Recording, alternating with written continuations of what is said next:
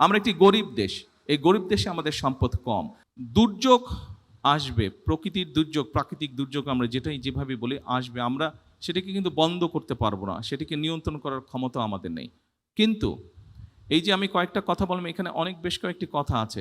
অর্থাৎ আজকে কেন এই জায়গাটা যেখানে পানি ছিল এখানে মাটি ভরতে হলো, এখানে অফিস আদালত হচ্ছে, স্কুল কলেজ হচ্ছে, হাসপাতাল হচ্ছে, বাসস্থান তৈরি হচ্ছে। অর্থাৎ আমাদের জনসংখ্যা বাড়ছে,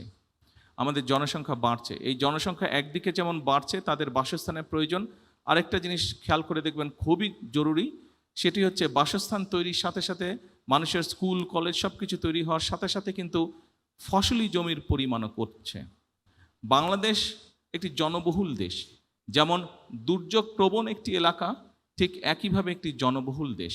কাজে আমাদেরকে অল্প একটু দুর্যোগ হলেই কিন্তু মানুষ ক্ষতিগ্রস্ত হয়, অল্প একটু দুর্যোগ হলেই কিন্তু আমাদের ফসল হানি হয়, আমাদের গবাদি পশু নষ্ট হয়। সেই জন্য আজকের এই অনুষ্ঠানটির মূল যে লক্ষ্য বা বিষয়টি, সেটি হচ্ছে আমার ধারণা দুটি।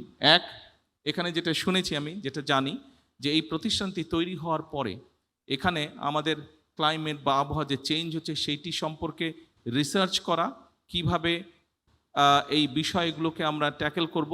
অ্যাট দ্য সেম টাইম সেটি ভূমিকম্প হোক, সেটি অন্য জলোচ্ছ্বাস হোক, যেটি হোক, সেখান থেকে আমরা কিভাবে আমাদের সম্পদ এবং মানুষকে আমরা রক্ষা করব।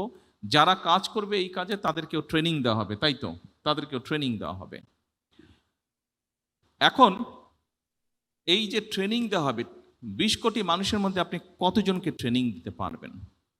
আমি কিছুদিন আগে ভূমিকম্পের বিষয়, বাংলাদেশে গত কয়েক মাসে বেশ অনেকগুলো ভূমিকম্প হয়েছে। আলহামদুলিল্লাহ, আল্লাহর রহমত যে ভূমিকম্প এমন পর্যায়ে যায়নি যেখানে প্রাণহানি ঘটতে পারে। কিছু ইনজুরি হয়েছে, ছোটোখাটো হয়তো হয়েছে, কিন্তু ম্যাসিভ আকারে কিছু নেই। আল্লাহর কাছে হাজারো লক্ষ কোটি শুকরিয়া। এই যে ভূমিকম্প হচ্ছে, এটির একটি অন্যতম কারণ হচ্ছে গুলশান এলাকায়, ক্যান্টনমেন্ট এলাকায়, এই যে এলাকাটি, এখানে আমার পরিষ্কার মনে আছে, ছোটবেলায় দেখেছি যে 50 ফিট গেলে, 50 ফিটও যাওয়া লাগতো না, 20-25 ফিট গেলেই বা 15 ফিট গেলেই পানি বের হতো।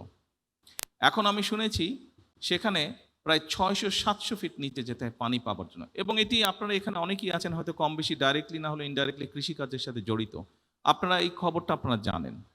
20 কোটি লোকের ফসল উৎপাদনের জন্য আমাদের কৃষকরা সারা বাংলাদেশে তারা এই যে গভীর নলকূপের মাধ্যমে পানি টেনে তুলছে।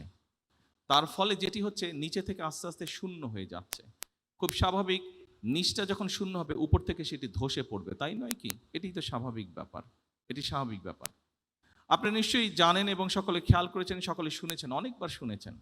আমরা আমাদের নির্বাচনী যে ম্যানিফেস্টো ছিল, নির্বাচনী যে মিটিং ছিল, বিভিন্ন বিষয় ছিল, সেখানে আমরা উল্লেখ করেছি যে আমরা খাল খনন কর্মসূচি শুরু করব। আমরা সরকার গঠন করেছি আলহামদুলিল্লাহ, এবং আমরা আমাদের সেই প্রতিষ্ঠিত খাল খনন কর্মসূচি শুরু করেছি। 2-3 দিন আগে একজন সাংবাদিক এক জায়গায় বলছে বিএনপি খাল খনন কর্মসূচি শুরু করেছে, এটি তাদের একটি রাজনৈতিক প্রোগ্রাম, এই কোথাও কোনো হিসাব নেই, কিছু না, এটা করতে হবে বলে করেছে। তা আমি খুব শ্রদ্ধার সঙ্গে ওনাকে বলতে চাই, বিষয়টি আসলে তা নয়। এই খাল খনন কর্মসূচির সাথে মানুষের জীবন ওতপ্রোতভাবে জড়িত, এই খাল খনন কর্মসূচির সাথে কৃষি জড়িত, এই খাল খনন কর্মসূচির সাথে এই ভূমিকম্প পর্যন্ত জড়িত। সম্মানিত উপস্থিতিবৃন্দ, আমরা গত 20 বছরে যে পরিমাণ পানি নিচে থেকে টেনে উপরে তুলেছি, আমাদের ব্যবহার করেছি, এই পরিমাণ পানি যদি আজকে থেকে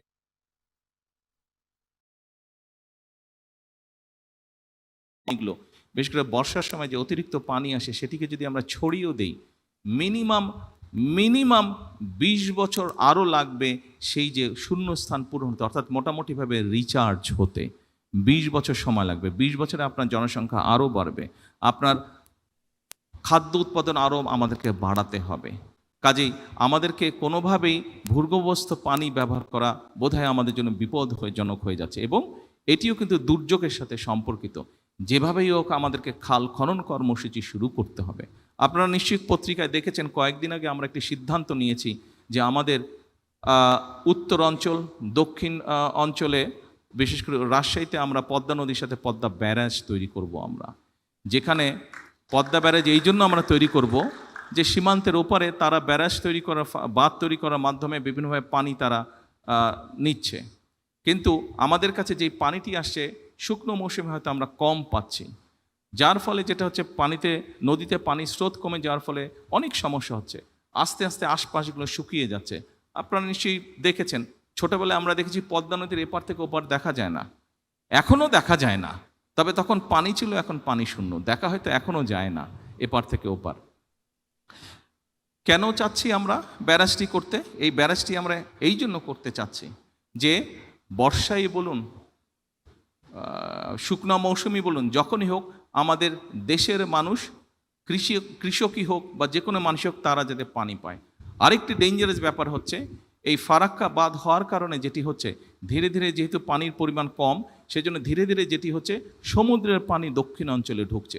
ফলে সুন্দরবন সহ ওই সকল অঞ্চলে যেই সমস্যাগুলো আছে, নোনতার কারণে নোনতা পানি বেশি পরিমাণে ভিতরে চলে আসার কারণে বিভিন্ন গাছপালা নষ্ট হচ্ছে, যে বিভিন্ন পশু বিলুপ্ত হয়ে যাচ্ছে।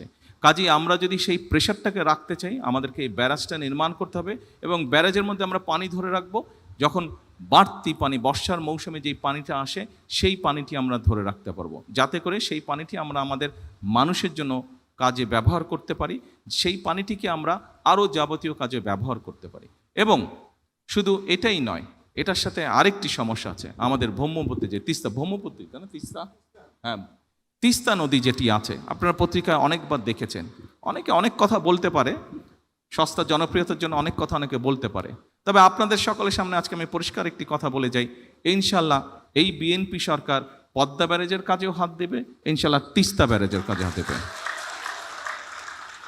যারা বিভিন্ন বড় বড় কথা বলছে, তাদের দৃশ্যে পরিষ্কারভাবে বলতে চাই, এই যে আজকে এখানে দুর্যোগ মন্ত্রী বসে আছেন, এই লোকটার নেতৃত্বেই তিস্তায় বিএনপি কর্মসূচি পালন করেছে, যা বাংলাদেশে অন্য কোনো রাজনৈতিক দল করে নাই। তারা হয়তো বড় বড় কথা বলেছে, গরম গরম কথা বলেছে, কিন্তু কাজ যদি কেউ করে থাকে, ডেলিভারি যদি কেউ করে থাকে, পরিস্থিতি যদি কেউ তৈরি করে থাকে, সেটা বিএনপি করেছে। ইনশাল্লাহ বিএনপি সেটা করবে।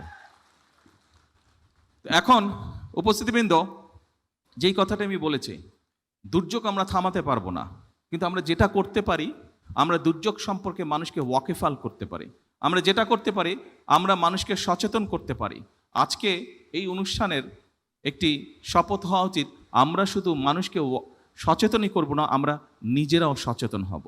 কারণ যেহেতু আমরা দুর্যোগকে থামাতে পারবো না, আসুন দুর্যোগ কোনোটি হলে কিভাবে আমরা মানুষ এবং সম্পদকে রক্ষা করতে পারি, কিভাবে ক্ষয়ক্ষতি কমাতে পারি, নিজেকে কিভাবে রক্ষা করতে পারি, আরেকজনকে কিভাবে রক্ষা করতে পারি, কিভাবে মানুষের সম্পদ রক্ষা করতে পারি, আসুন সেটিই হোক আমাদের আজকের এই অনুষ্ঠানের শপথ। কারণ আমরা একটি গরিব দেশ, এই গরিব দেশে আমাদের সম্পদ কম। আমরা যদি সম্পদকে রক্ষা করতে পারি, আমরা যদি আমাদের সম্পদকে সঠিকভাবে দেশ এবং মানুষের জন্য কাজে ব্যবহার করতে পারি, ধীরে ধীরে আমরা অন্য একটি উন্নত দেশের মতন গড়ে উঠতে পারবো। কিন্তু সম্পদ যদি নষ্ট হয়ে যায়, আমাদের অবহেলার কারণে, আমাদের অজ্ঞতার কারণে যদি সম্পদ নষ্ট হয়ে যায়, তাহলে মানসিক কষ্টই বাড়বে, মানুষই দুর্ভোগের শিকার হবে। আসুন আমরা আজকে এখানে শপথ গ্রহণ করি, আমরা নিজেরা সচেতন হব, অন্যকে সচেতন করব, পরিবেশকে আমাদের রক্ষা করতে হবে।